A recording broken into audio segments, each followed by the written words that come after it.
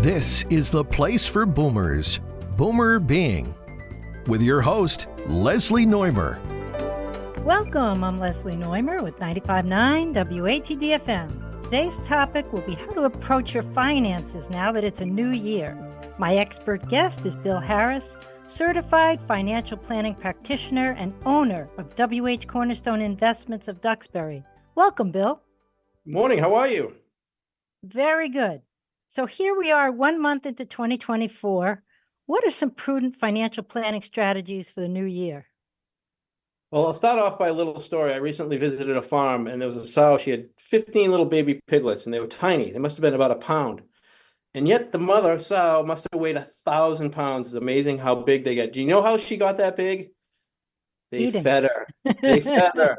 Exactly. So that's the first message I want to give people. Treat your 401k well, feed it often. And again, everyone's worried about what they're invested in. Should they have so much in stocks and bonds and international and all that other stuff? The biggest thing you can do in your 401k, if you're still working, is feed it.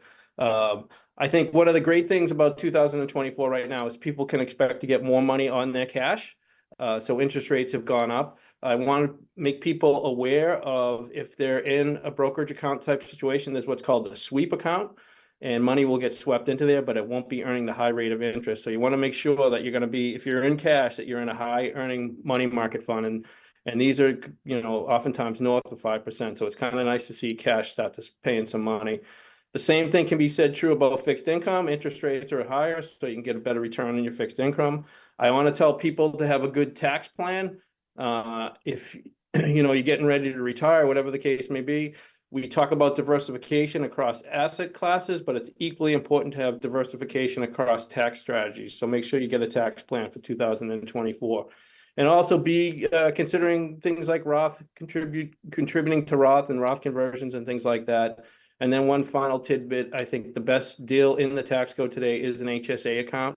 And that's not open to everyone, but if you have a high deductible health insurance plan, you're able to contribute to these things, and it's triple tax benefit, meaning you get a tax deferral, you get a tax deduction, and then when it comes out, if it's used for medical, it comes out tax-free. So those are just some of the things that people should be thinking about in 2024.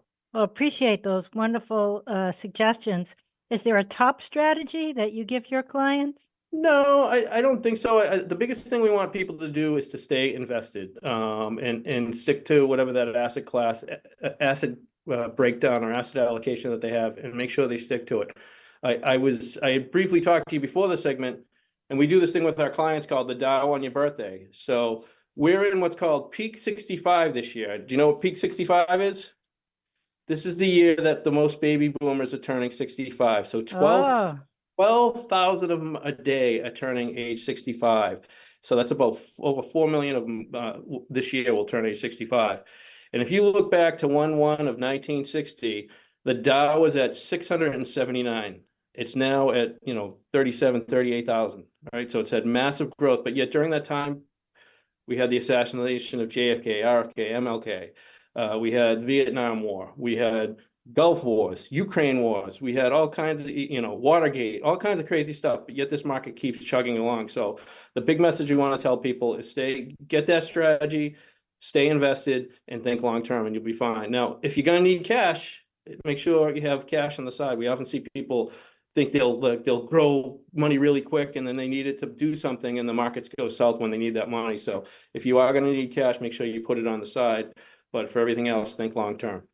Some fabulous suggestions, Bill. I thank you, and I love hearing about peak 65, 4 million baby boomers. Yeah. Thank you for that tidbit. Well, thanks so much for joining us today. The new year is an excellent time, listeners, to look at rebalancing your portfolio, and you can learn more by reaching out to Bill Harris at whcornerstone.com. And thanks so much for joining us today on the Boomer Being Show. Thanks for having me. This has been Boomer Being on WATD.